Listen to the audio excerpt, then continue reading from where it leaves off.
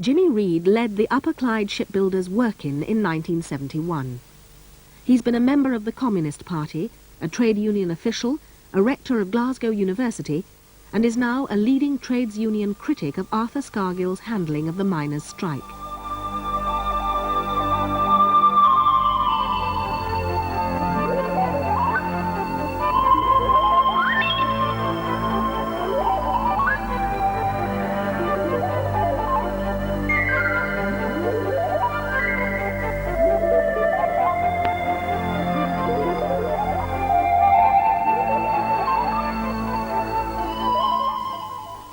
Arthur Scargill is the best thing that's happened to Mrs. Thatcher since General Galtieri invaded the Falklands. Over 3 million unemployed, the pound at its lowest ever, our manufacturing industry in chronic decline, and our welfare services close to collapse. And yet if the general election was tomorrow, she would romp home with a greater majority. You can imagine her fervent New Year wish. Lang may Arthur's lum reek, or wee discreet inquiries about his health. Oh, I do hope he keeps well. You see, with an enemy like him, she doesn't need political friends, be they wet, dry, or plain soggy.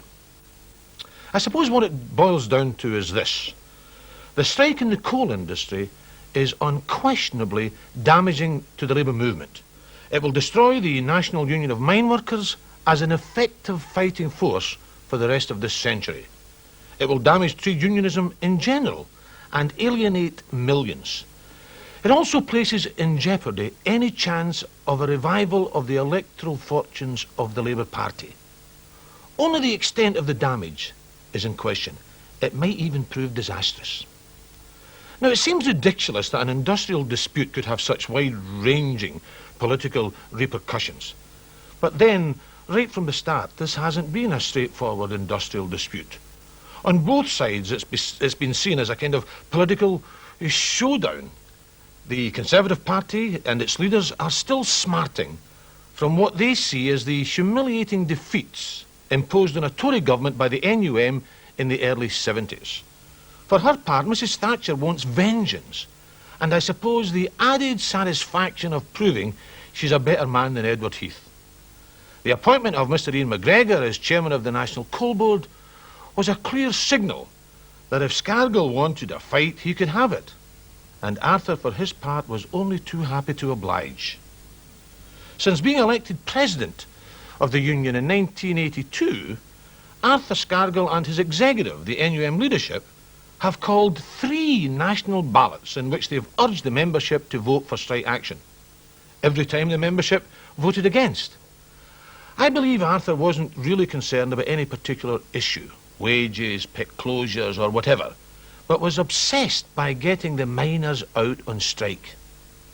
Now here I would like to pause just for a moment to talk about the nature and meaning of trade union militancy.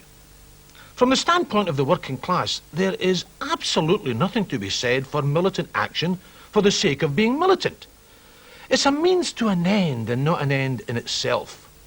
Mindless militancy is a form of political adventurism and does great damage to the cause of trade unionism. Any fool can lead workers to defeat. Victories which raise morale and generate self-confidence are harder to come by. I remember some years ago speaking at a meeting in London when the Trotskyists' slogan was "General Strike Now." Although when you come to think of it, that's their slogan for all seasons. Anyway, this guy in the audience was arguing that the TUC should call a general strike. And I asked for his analysis of the likely alignment of forces and what were the possibilities of victory or defeat for the workers in the event of a strike being called. He brushed these considerations aside as if they were of no consequence. To have a strike was apparently all that mattered to him. I then had to ask him, had he ever been in strike? And at this point he got a bit stroppy and clearly resented my questioning. Eventually we got the truth. He had never been in strike. In fact, he was an investment analyst for some stockbroking firm. But he was a militant, big militant, prepared to fight to the last drop of some workers' blood.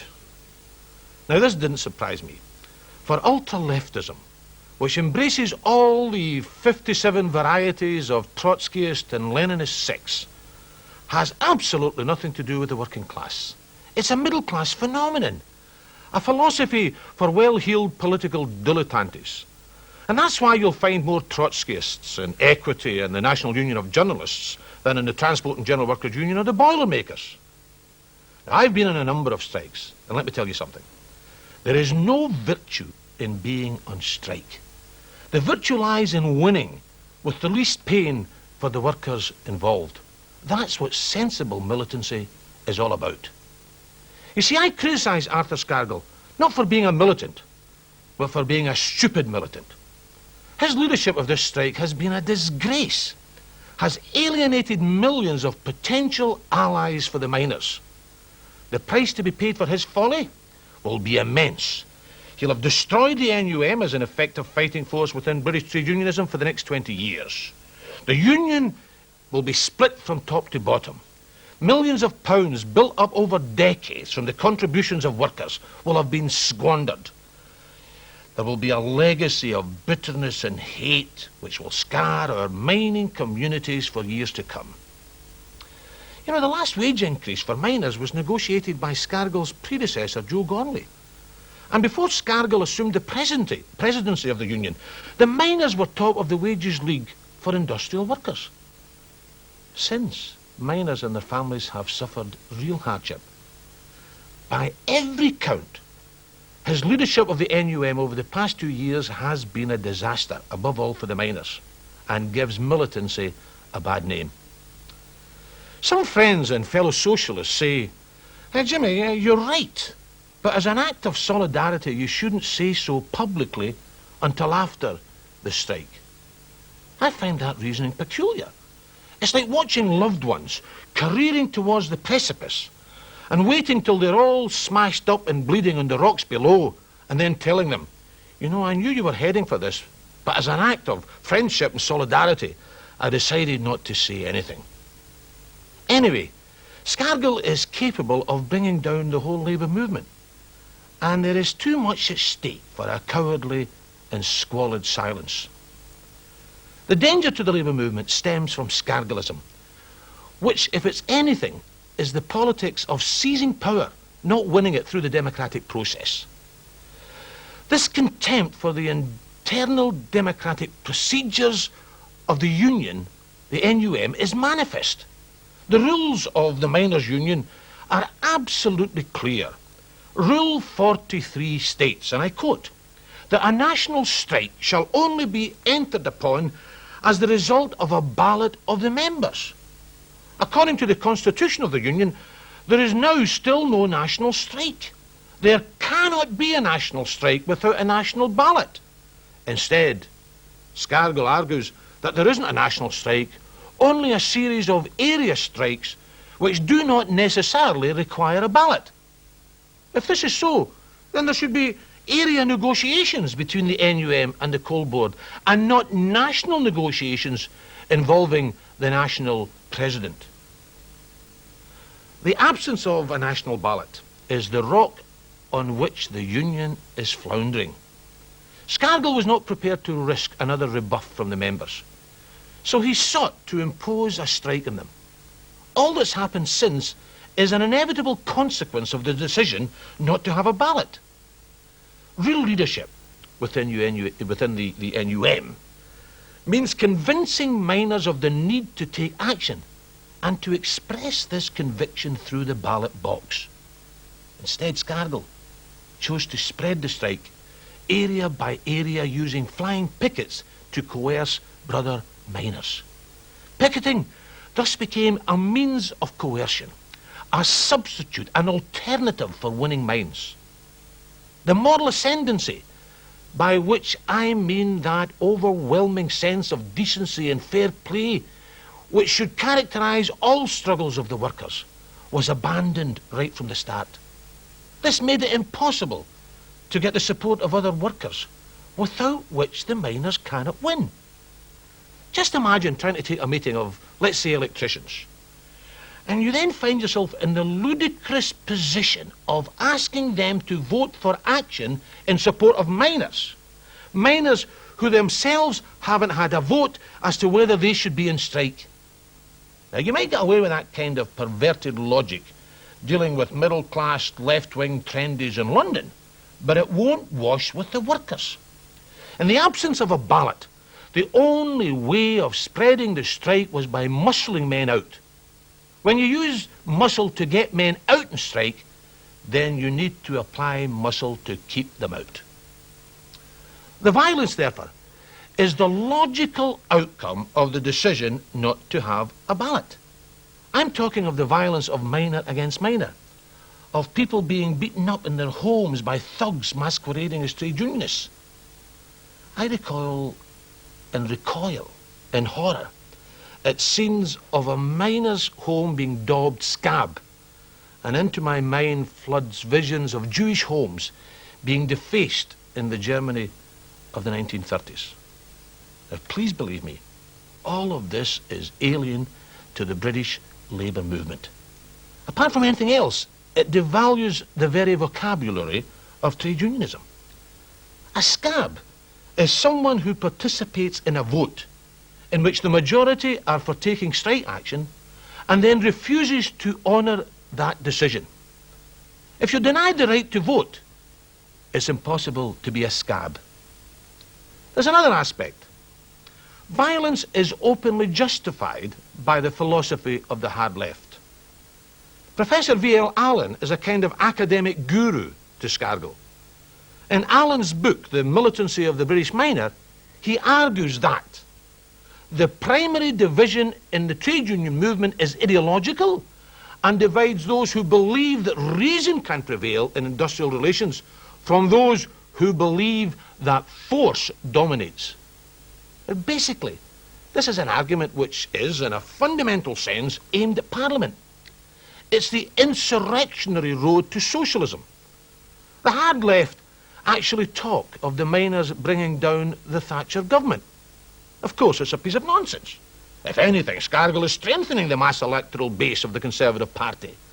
Scargillism strengthens Thatcherism. But let's take their argument seriously.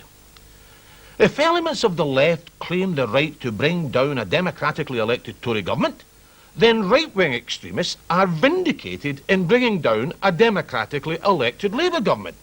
In which case, what's the point in having elections at all? Again, this is essentially an argument against the institutions and the traditions of representative parliamentary democracy. It's a recorded fact of history that workers and their families live better in democracies than under any other form of government. In the name of socialism, the extreme left peddle the most elitist garbage. The workers, they argue, have been corrupted by the capitalist media, so they, the workers, can't be persuaded to vote for their red-blooded socialist programme. But then why haven't these self-appointed tribunes of the proletariat been corrupted by the same media? Ah, that's different. You see, they, in their own mind, are special people. Maybe I'm naive, but what I can't understand is this. If you can't get workers to vote for you at the ballot box, how can you expect them to die for you in the barricades? This is the politics of Looney Tunes, and yet raises a serious problem for the British Labour movement. The ballot box is not an expendable luxury, something which can be abandoned to suit the tactics of any individual or any group. A Labour movement which allows this to happen, or by silence condones such a practice, must raise legitimate fears about its commitment to the principles of democracy. And the ideological implications of that are immense. Right-wing parties in Western Europe have sought over the years to equate socialism with the Soviet form of government, with a one-party state where dissidents are treated as criminals with all the paraphernalia of repression. Fear and dread of this kind of regime is, I'm convinced, a major obstacle to the advance of socialist ideas in Britain and in Western Europe.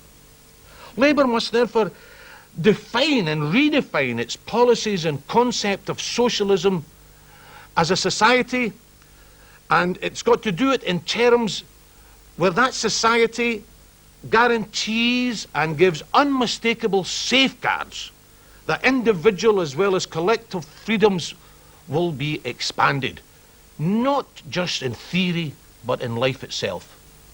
This means demonstrating an absolute commitment to the democratic rights won and enjoyed here and now by the British people. It is this which Labour has failed to do in the case of the miners' strike. For the life of me, I can't understand this failure. Of course there is intimidation. Scargill has become the Ayatollah of all the sectarian leftist groupings within the Labour Party. They demand uncritical adulation of Arthur as proof of socialist purity. Anything less is deemed a betrayal of the working class. This isn't socialism, it's Stalinism. Faced with this threat, Labour's leadership has actually no alternative. Sooner or later, it will have to fight and beat Scargillism. They have no alternative. Scargill's leadership has guaranteed that the miners cannot win. But even if they could, Arthur would claim all the credit and go on the rampage through the Labour movement as the focal point for all the hard-left zealots. This would spell electoral disaster for Labour. On the other hand, if the strike is lost, then Arthur, and you can bet on this, will disclaim all responsibility and will blame everyone else for the defeat, especially the leadership of the Labour Party. So it's a no-win situation for them, unless they fight back and confront Scargill with his violation of the democratic norms of the miners' union. Scargillism is essentially the politics of infantilism. It has no intellectual depth. 10 years ago, Scargill's rhetoric would have been scorned by any Labour conference. Today, in all its shallowness and superficiality, it is hailed by some as wholly socialist writ. I think this is a measure of the Labour movement's ideological crisis. In 1972, during the miners' strike for better pay, Scargill was involved in a mass picket which succeeded in closing the Saltley Coke Works in Birmingham. To Arthur, it was the greatest thing since sliced bread or since the old Bolsheviks stormed the Winter Palace in 1917. The only thing missing from Scargill's scenario was an Einstein to make a film of this historic occasion. It has assumed, in his mind, mythological proportions. As Arthur tells it, he virtually won the strike single-handed at the Saltley gates. Needless to say, this is something of an exaggeration. The strike was already won. The miners were united through a ballot vote. No pickets were needed in the mining areas. There was widespread sympathy and support for the miners and their cause. To Arthur, this was irrelevant. It was the street theatre, the high drama of Saltley that won the day. In his Barnsley office, when he was president of the Yorkshire Miners, he actually hung a painting of the events, in which Arthur appears as a giant, surrounded by minuscule followers. It was in the style, if you like, of the agitprop art of the Stalinist 30s. Infantilism in art to match infantilism in politics. Now, as you know, man's capacity for self-deception is virtually limitless. Arthur actually believes his own propaganda. For 12 years, he's wanted desperately to reenact the Saltley saga. Unfortunately, as Marx said, quoting Hegel, great events and personalities in history repeat themselves. The first time is tragedy, the second time is farce. To get the Saltley saga once again on the road, he had to get the miners out on strike. This time, instead of the romance, albeit somewhat fictional, of Saltley, there is the sordidness of fraternal strife. Scargill had to get the miners out on strike, which they were somewhat reluctant to do.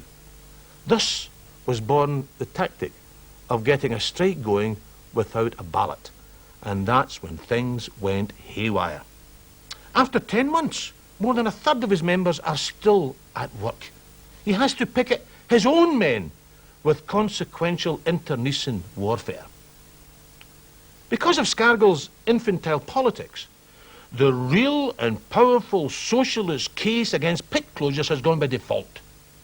The Labour movement for many years now has argued that the criteria for major industrial decisions should be widened to go beyond economics to include consideration of the social consequences.